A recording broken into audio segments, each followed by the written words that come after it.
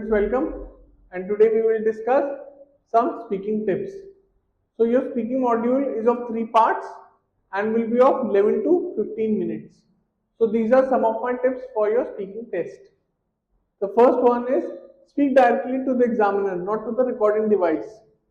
So what usually happens is that there is a recording device that records what you have answered. Please don't look at that. Look at the examiner, sit upright and answer all the questions in a confidently poised manner. Second is don't answer with just yes or no. Elaborate and give reasons. So for example, if the examiner asks you some questions like, do you live in an apartment or in a house? Just don't answer yes, I live in a house. Don't answer like one word or 3 word answers. Elaborate your answers further. How many rooms are in your house or in your apartment? What kind of furnishing is there? Etc. etc. So that you can elaborate your answer further and amplify your bands. Okay. Third is keep in mind that you are not tested on your general knowledge but on your communication abilities. So many a time students feel that they are questioned on their technological abilities or their general knowledge. But no, you are tested on your communication abilities. So for example, if the examiner asks you a question, is technology really important?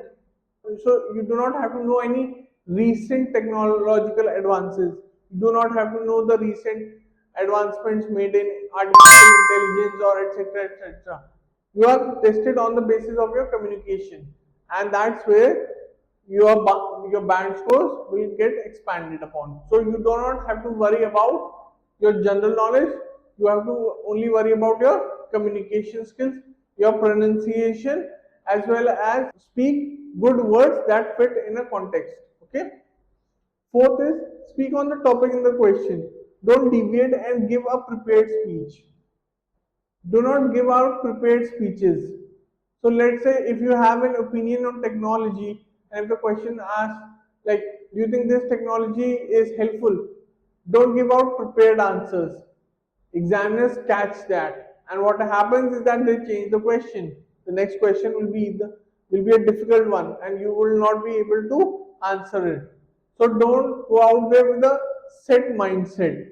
Go out with an open mindset that a question comes in and you will answer the question in a positive manner, in a manner that is not scripted. There is a difference between practiced answers and scripted answers. Don't go for scripted answers, go for practiced answers. Okay.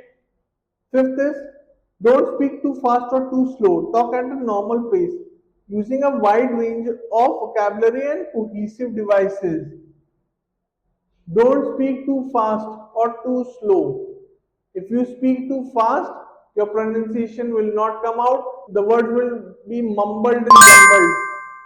It will be like a scrambled egg. Okay? Don't do that. You want a French omelette, not a scrambled egg. Okay? Use cohesive devices. Cohesive devices mean moreover, furthermore, linking devices, linking words. So if you are talking about work, like you work as a barista or something along those lines, you link them with furthermore, these are my duties or something along those lines. Okay? Don't go into a tangent. Nobody wants you to be space shuttle kind of space scientist kind of vocabulary or an Oxford teacher's vocabulary. Nobody wants that. Keep it simple, keep it concise, and you will get good scores. So thank you for watching this video, and I will see you in the next one. Bye. So if you like this video, please make sure to hit the like and subscribe button